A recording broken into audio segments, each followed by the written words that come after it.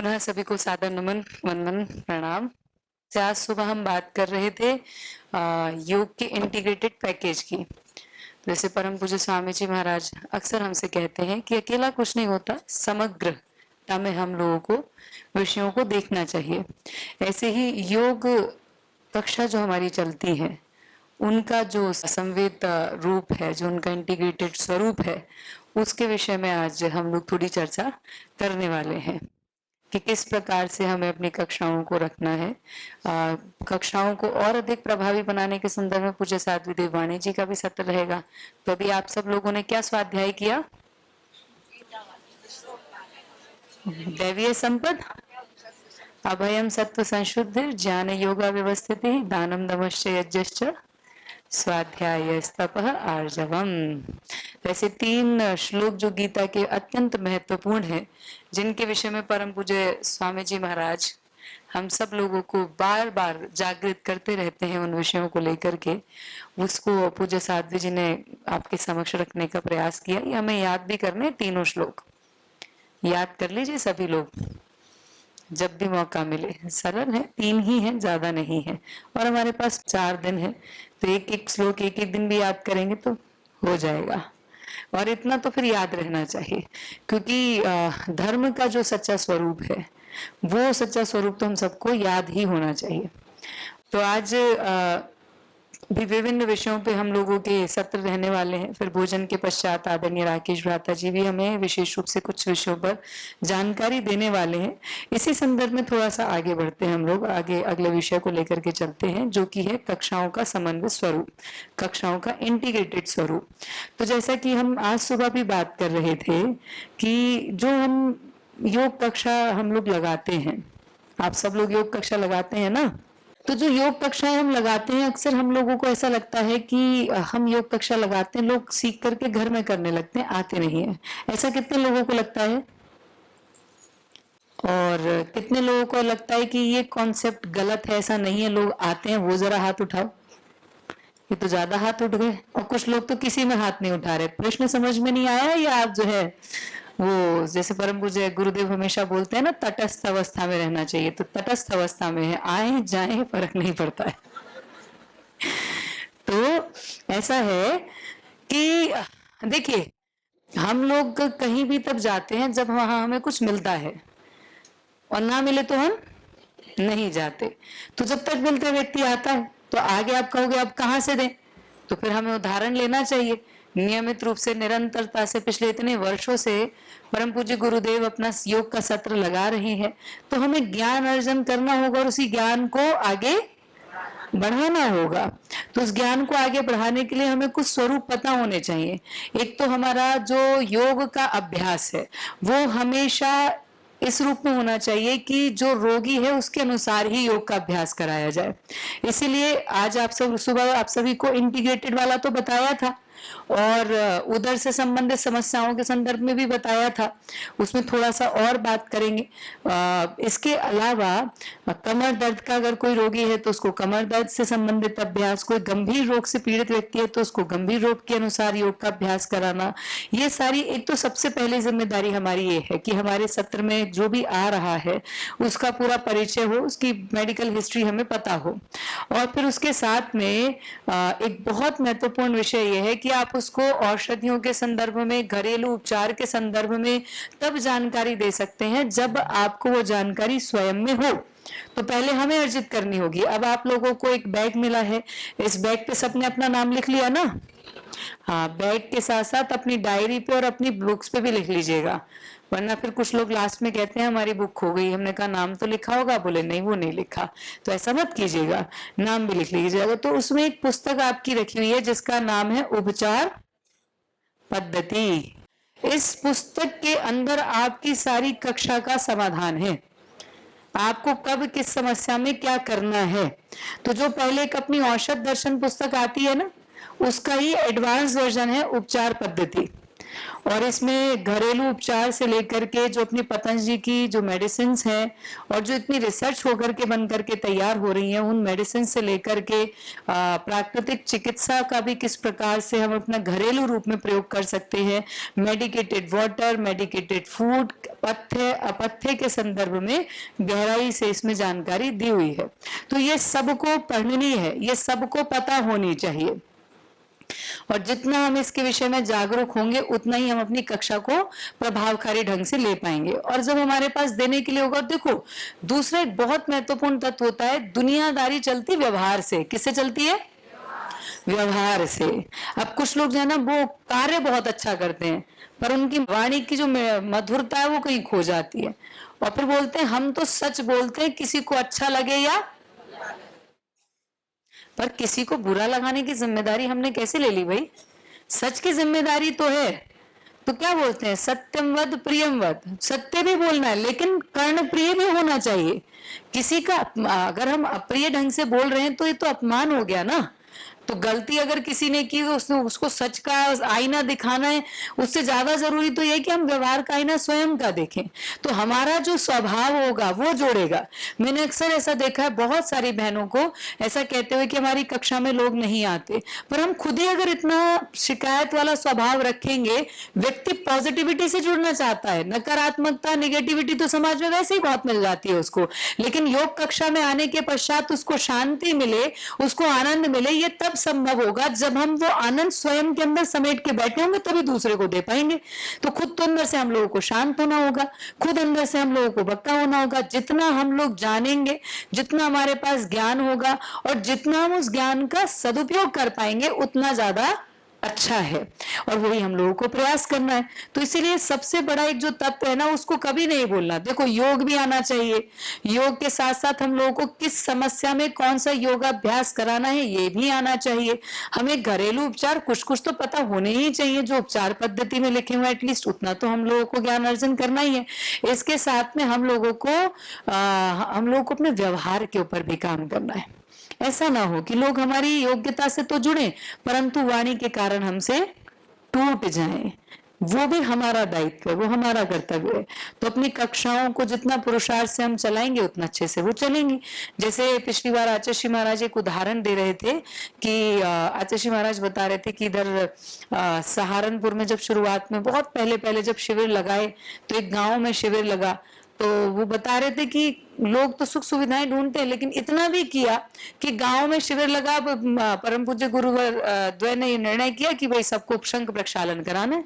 अब वॉशरूम तो थे नहीं इतने सारे, तो बोले हमने खुले खेत में कराया, और तो बराबर में एक खेत महिलाओं का एक खेत पुरुषों का हो गया। खुले खेत में जो है शंख प्रक्षालन का अभ्यास कर रहे हैं, भरे खेत में जो है जाकर के लोग अपना दूसरा कार्य कर रहे हैं।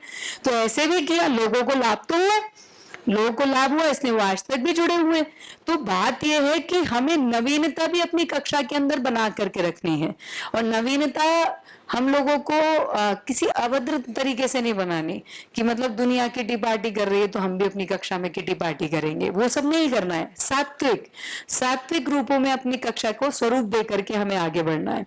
और इसके साथ में देखो, जिस संस्था से, जिस संगठन से, जिस अभियान से हम जुड़े हुए हैं, इस अभियान के विषय में आने वाले दिनों में आपको बहुत कुछ जानने को मिलेगा। आदरणीय राकेश भ्राता जी जो अपने मुख्य केंद्रीय प्रभारी हैं भारत स्वाभिमान ट्रस्ट के, वो आएंगे तो उनके माध्यम से हमें कुछ और भी बहुत सारे स्वरूप जानने को मिलेंगे। संगठन का पूरा परिचय और संस्था का पूरा परिचय डिटेल में होगा, लेकिन इतना हम समझें कि जब हम एक संस्था से जुड़े हुए हैं तो संस्था का परिचय और उसका उद्देश्य निश्चित रूप से हमें पता होना चाहिए। तो हमारा उद्देश्य क्या है भाई? देखो, योग के माध्यम से, आयुर्वेद के माध्यम से स्वस्थ भारत, समृद्ध भारत, संस्कारवान भारत का निर्माण करना हमारा उद्देश्य है। और एक तरह से कहा जाए तो वैदिक सनातन संस्कृति के योद्धा बन करके हम लोगों को कार्य करना है, और योग कक्षाएं हमारा आधार हैं। जितनी सक्षम हमारी योग कक्षाएं होंगी उतना सक्षम हमारा संगठन होगा। भाई दुनिया में लोग विभिन्न प्रकार के विषयों को, भ्रम को फैलाते रहते हैं, अश्लीलताओं को भी फैलाते हैं, फैलाने वाले ड्रग्स को हमारे घरों तक पहुंचा रहे हैं। तो फिर इनके खिलाफ लड़ेगा कौन, लगेगा कौन? एक समय था जब हम लोग को तलवार उठाने की आवश्यकता थी, हमें फांसी पे चढ़ने की आवश्यकता थी। एक समय था जब इस देश के लिए मरने की आवश्यकता थी। आज का समय है जब हमें इस देश के लिए ठीक से जीने की आवश्यकता है। और उस जीने की आवश्यकता में जब दूसरे आसुरी शक्तियां इतने गलत प्रचार प्रसार करके हमारे समाज को भ्रमित करने का कार्य कर रही है, क्यों? क्योंकि उनको तो बिजनेस करना है। भाई कोई ड्रग भी दे रहा है, क्यों कर रहे हैं वो लोग? उनको तो अपना बिजनेस चलाना है। लेकिन हमारे बच्चे किसी का बिजनेस नहीं है, वो भी ड्रग का बिजनेस तो बिल्कुल नहीं है। तो हमें 2-3 तत्वों से अब ये शुरुआत करनी है अपनी संस्था के परिचय में कि हम लोगों को योग के माध्यम से ही सात्विक समाज का निर्माण करना है। योग और आयुर्वेद हमारे शस्त्र के रूप में भी है और ये शास्त्र भी है, और इनका प्रयोग करते हुए हमें एक अच्छे समाज के निर्माण का कार्य करना है। इसीलिए पतंजलि की एक टैगलाइन बोली जाती है ना, व्यक्ति से राष्ट्र निर्माण, व्यक्ति से राष्ट्र निर्माण का कार्य, व्यक्ति निर्माण से लेके पूरे राष्ट्र के निर्माण का कार्य हमें करना है। और ये किसी और माध्यम से संभव हमें तो नहीं लगता, योग के माध्यम से जरूर संभव है। योग के माध्यम से व्यक्ति को सकारात्मक दृष्टिकोण की तरफ परिवर्तित किया जा सकता है, और किया गया है। हम में से भी कितने लोग इस बात को अनुभूत करते हैं।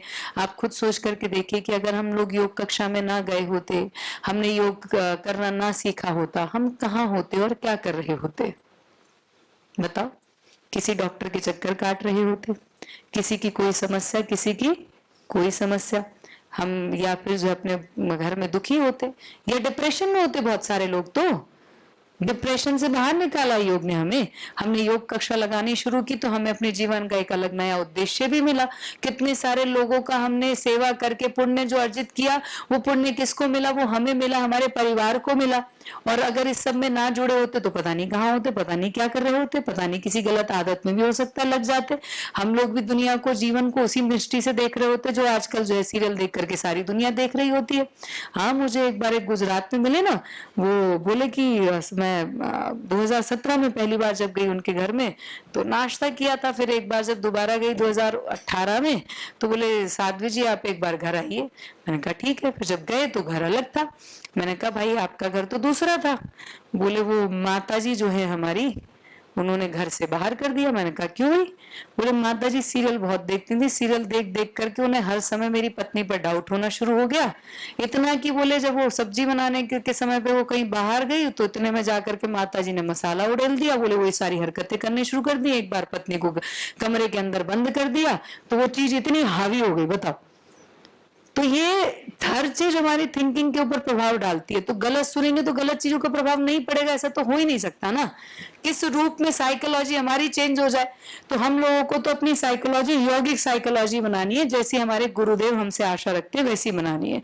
तो अब इसके आगे क्या समझना है कि पतंजलि संस्था का स्वरूप क्या है, पतंजलि किन किन क्षेत्रों में कार्य कर रहा है? तो पतंजलि बहुत सारे क्षेत्रों में कार्य कर रहा है। इसमें स्वदेशी का एक सबसे बड़ा अभियान पतंजलि के माध्यम से चला। स्वास्थ्य और आरोग्य का तो इससे बड़ा ही अभियान योग और आयुर्वेद के माध्यम से चला। योग को जहां लोग समझ नहीं पाते थे, जो ग्लैमर का विषय था, आज भी कुछ लोग उसको अपना धनोपार्जन का माध्यम मानते हैं। कुछ लोगों की मजबूरी होती है, कुछ लोग शौकिया उसको धनोपार्जन का माध्यम मानते हैं।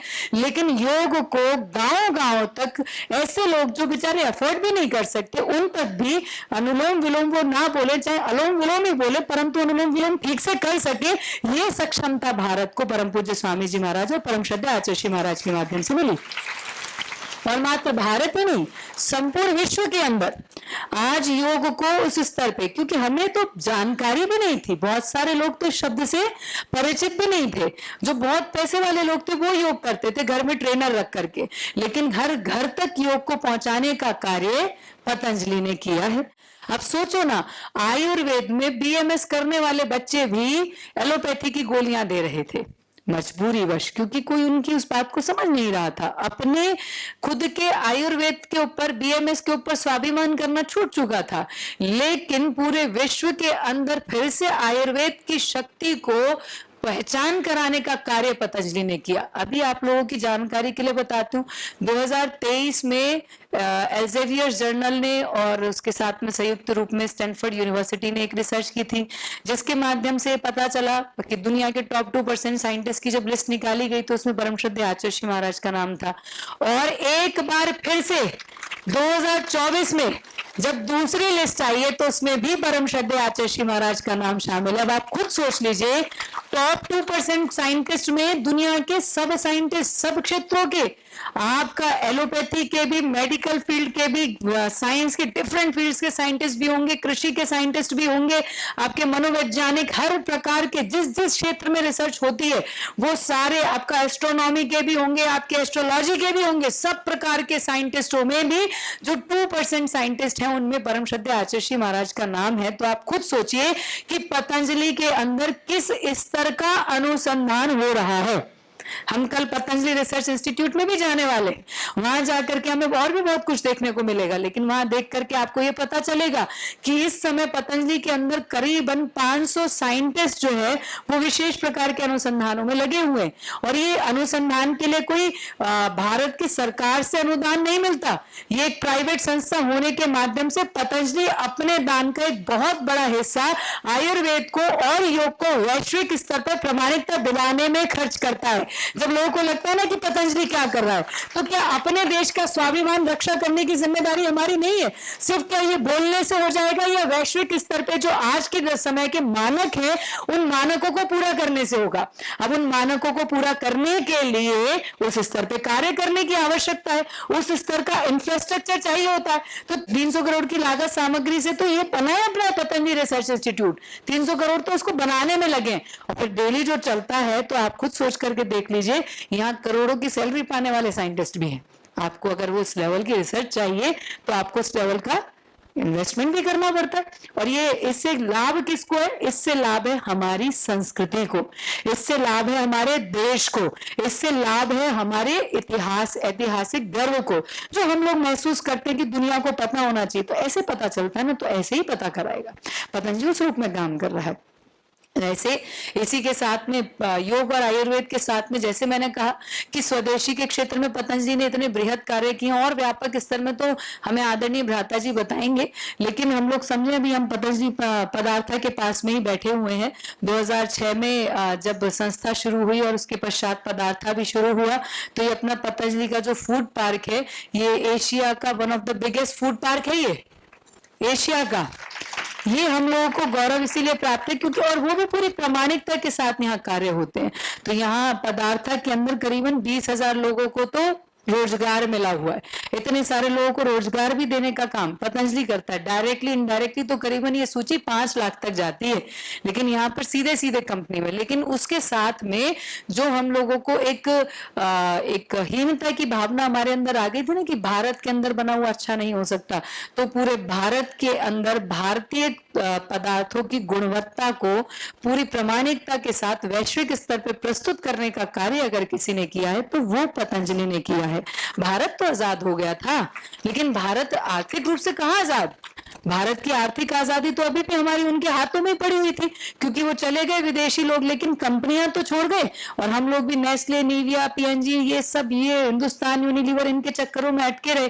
लेकिन इन विदेशी कंपनियों ने, जिन्होंने कभी दूसरी कंपनी को उठने नहीं दिया, भारत की कोई प्रयास भी करती थी तो उसको पहले से ही दबा देते थे। 2005 में भी पतंजलि के साथ में भी यही प्रयास किया गया था, इन विदेशी कंपनियों को भी शीर्षासन कराने का कार्य किया है, तो वो पतंजलि ने किया, वो हमारे पूज्य गुरुवर देव ने किया।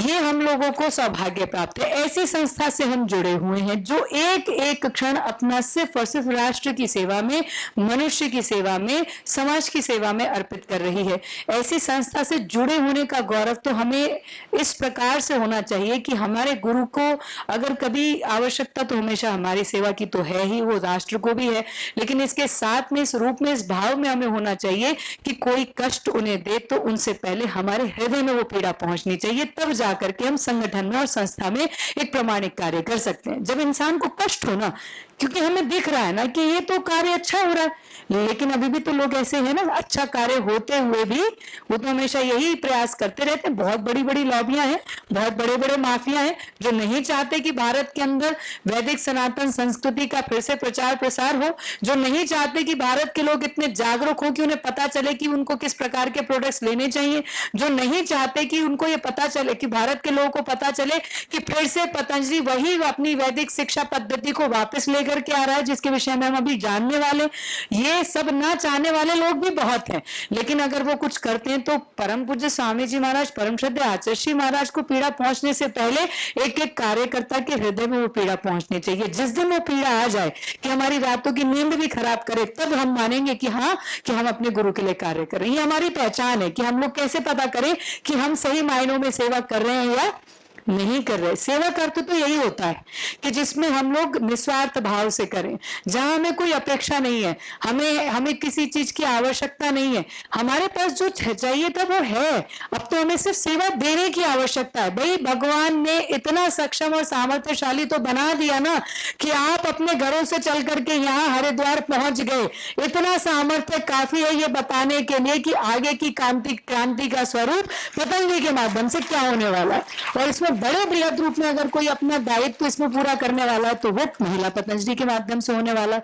तो इसमें हम लोगों को ये तत्व समझना है, ये जो जानकारी है ना, ये जानकारी के रूप में लेना, ये सिर्फ मोटिवेशन नहीं है, ये जानकारी है, ताकि यही जानकारी हम आने जब हम अपने कार्य क्षेत्र में जाएंगे तो हम दूसरे लोगों को भी वो जानकारी प्रेषित कर सकें, लोग दूसरे लोगों को भी बता सकें। तो स्वदेशी का कार्य पतंजलि ने किया। इसके साथ में पतंजलि के माध्यम से शिक्षा के स्वरूप को भी, अब जैसे आचार्य कुलम्बी है अपना, और इसके साथ में मात्र यहाँ नहीं, नॉर्थ ईस्ट में अगर आप जाएं तो कुमारी कट्टा में, शिजूसा में, और अपना ये चिराग में, वहां तो ऑलमोस्ट निःशुल्क रूप में अपना चल रहा है आचार्य कुलम। जितने भी आसाम से लोग आए हैं उनको पता भी है कि वो सिजूशा में तो बस वो कहने भर मात्र के लिए लिया जाता है, और अगर कोई उतना भी देने में सक्षम ना हो तो वो माफ कर दिया जाता है। वहां बच्चों से कोई खास शुल्क नहीं लिया जाता। और चिरांग का तो 100% फ्री रूप में अपना आचार्य कुलम, और क्वालिटी ऑफ एजुकेशन वही है जो हरिद्वार में दी जाती है, वही क्वालिटी ऑफ एजुकेशन अपना रांची में भी दी जाती है, वही quality of education north east में भी दी जाती है। इसी के साथ में गुरुकुलीय शिक्षा व्यवस्था को फिर से वही पहचान और वही सम्मान दिलाने का कार्य पतंजलि ने किया। लेकिन आजाद भारत के इतिहास में एक बहुत बड़ी कमी जो रह गई थी वो थी हमारी शिक्षा पद्धति, और उस शिक्षा पद्धति का प्रभाव हमारे ऊपर ये हो रहा था कि हम पढ़ तो रहे थे लेकिन अपने देश के विषय में बड़ा कम पढ़ रहे थे, अपने इतिहास के विषय में कम जान रहे थे। और एक सिद्धांत है, अगर आपको कभी किसी संस्कृति को नष्ट करना हो, किसी समाज को नष्ट करना हो, तो उसको काट दीजिए। किससे? अपने पूर्वजों से, अपने इतिहास से। आप उसको पूर्वजों से और इतिहास से काट देंगे तो वो अपने गौरव को कभी जी ही नहीं पाएगा, वो समाज, वो संस्कृति। और यही कार्य भारत के अंदर भी हुआ, क्योंकि वो भारतीय शिक्षा पद्धति तो लुप्त हो गई, क्योंकि वो जो लॉर्ड मैकॉले आया वो आकर के वो करके जो नाश करके गया।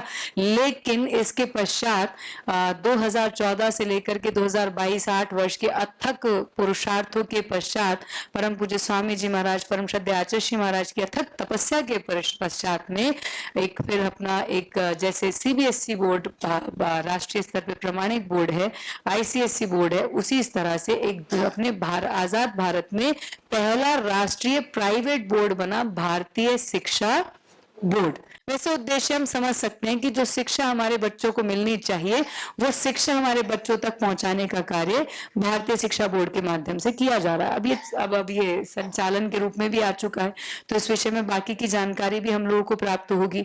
तो चाहे शिक्षा की बात हो, चाहे चिकित्सा की बात हो, चाहे अपना जो है स्वदेशी की बात हो, और चाहे अपनी संस्कृति की बात हो, तो इन सारे पक्षों पर, इन सारे पहलुओं पर बहुत ही विस्तृत रूप में पतंजलि कार्य कर रहा है।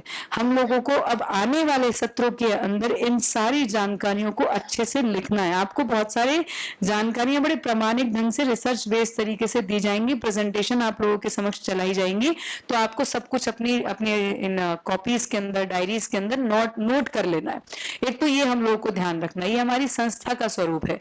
और संगठन के स्वरूप की बात करें तो इसमें आदरणीय भ्राता जी आकर के हमें अभी बहुत अच्छे से समझाएंगे कि हमारे संगठन का स्वरूप क्या है।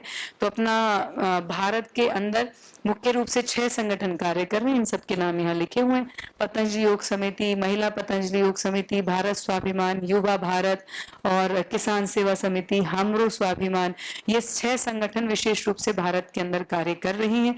हम लोग यहाँ उपस्थित हैं महिला पतंजलि योग समिति के माध्यम से। हम लोग महिला पतंजलि योग समिति जो मातृशक्ति के अंदर, महिलाओं के अंदर भारत की योग एवं आयुर्वेद की जागरूक चेतना को प्रवाहित करने का कार्य कर रहा है, वो है महिला पतंजलि योग समिति। और इसका स्वरूप हमें पता होना चाहिए, क्योंकि केंद्रीय स्तर से लेकर के हमारी ग्रामीण स्तर तक समितियां अपनी बनी हुई है। तो अगर केंद्रीय स्तर की बात की जाए तो जो अपनी मुख्य केंद्रीय प्रभारी हैं, तो पूज्य दीदी जी जो हमारे बीच में आज दोपहर में उपस्थित होंगी, उनका सानिध्य हमें मिलेगा। तो पूज्य दीदी जी के नाम से हमें सबको परिचित होना चाहिए। तो पूज्य दीदी जी का नाम है पूज्य साध्वी देवप्रिया दीदी जी। अगर बात की जाए शास्त्रों में, तो जो विदुषी हैं शास्त्रों के भी, इतने शास्त्रों की जाता है, चाहे वो दर्शन हो, चाहे उपनिषद हो, चाहे वेद हो, इसके साथ में रामायण भी, महाभारत भी, गीता भी, सभी विषयों की जाता होने के साथ साथ 2008 से निरंतर महिला पतंजलि योग समिति का केंद्रीय स्तर पर नेतृत्व करते हुए आज संपूर्ण भारत के अंदर महिला पतंजलि योग समिति के कार्य को इतने बृहद स्वरूप में खड़ा करने का एक बहुत मुख्य श्रेय पूज्य दीदी जी को जाता है। तो वो हम सबको परिचय उनका होना चाहिए, हम सबको पता होना चाहिए। इसके साथ में फिर हम जब प्रदेश स्तर पे आते हैं, तो प्रदेश स्तर पे अपना राज्य प्रभारी होते हैं, जिनके साथ आप आए हैं, राज्य प्रभारी, सह राज्य प्रभारी, और इसके साथ में अपनी राज्य कार्यकारिणी सदस्यों की टीम होती है। तो राज्य प्रभारी के पास में पूरा प्रदेश होता है, अगर सह राज्य प्रभारी हैं तो उनके पास में कुछ 10 से 15 जिले रहेंगे, और जो राज्य कार्यकारिणी अर्थात जिनके पास 3, 4, 5 जिले होते हैं, वो राज्य कार्यकारिणी। और फिर उसके पश्चात आपकी जिला समिति का स्वरूप आता है। तो जिला स्तर पे तो जिला के प्रभारी और साथ में अपना महामंत्री, संगठन मंत्री, कोषाध्यक्ष और सोशल मीडिया प्रभारी, इसके साथ में जो है अपना पूरी समिति होती है। तो उसमें हम सब लोगों को अपने दायित्व भी पता होने चाहिए कि हमारे क्या क्या दायित्व हैं। तो जैसे कि जहाँ से हरिद्वार से मुख्य रूप से समन्वय बनाने के लिए प्रभारी से बात की जाती है, और प्रभारी का दायित्व है कि जो भी निर्णय या जो भी निर्देशन मुख्यालय से हरिद्वार से भेजे जा रहे हैं, सभी लोगों तक पहुंचाना, और लोगों तक पहुंचाने के साथ साथ अपनी आगे की कार्य की नीति निर्देशिका के अनुसार अपना कार्य को क्रियान्वयन करना, उसको कार्य को करने के लिए अपनी योजनाएं तैयार करना, और योजनाएं सबके साथ मिलकर के तैयार करना। इसके साथ में जो महामंत्री होती हैं, तो महामंत्री का दायित्व होता है हर महीने तो हमारी जो मासिक बैठक है वो बैठक सुनिश्चित कराना। इसके साथ में महामंत्री का दायित्व है कि अपना जो भी बैठक हुई उसमें मिनट्स ऑफ मीटिंग तैयार करना। योग कक्षा तो सबको लेनी है, योग कक्षा तो हमारा बेसिक पैरामीटर है कि सबकी अपनी एक सेपरेट योग कक्षा अवश्य होनी चाहिए, और प्रवास भी सबको करना है। हालांकि प्रभारी का प्रवास करने का दायित्व थोड़ा ज्यादा होता है, लेकिन अपना महामंत्रियों को, संगठन मंत्रियों को, कोषाध्यक्ष को भी प्रवास करना है, पूरा सहयोग करना है, सब मिलकर के काम करेंगे तब जाकर के हम कुछ कार्य आदर्श रूप में कर पाएंगे। क्योंकि वो एक कहावत है ना अपनी कि मुट्ठी बंद तो लाख की और खुल गई तो, हाँ, तो मिलकर के काम करेंगे तो ज्यादा कार्य कर पाएंगे, और नहीं कर पाए तो फिर एक दूसरे के विरुद्ध में भी लग जाते हैं, वो कार्य में अपन को नहीं लगना है। तो देखो कमियां तो सबके अंदर होंगी, कुछ ना कुछ हमारे मतभेद होंगे, लेकिन मतभेद के आधार पे हमारा कार्य प्रभावित नहीं होना चाहिए। हमें अपना स्वरूप उदारता में लाना हो, उदार स्वरूप करना होगा, तब जाकर के हम, कई बार ऐसा होगा, देखो किसी किसी की कोई कमी ओवरलुक भी करनी पड़ती है। कभी कभी हम सम्मान की अपेक्षा करते हैं, सामने वाला उसको पूरी नहीं कर पाता, तो ये फिर सोच लीजिएगा कि मुझे तो अपनी गुरु सेवा में लगना है, सामने वाले का जिम्मेदारी है सम्मान करना या नहीं करना, ये उसकी प्रॉब्लम है, टेंशन हम क्यों लेते हैं।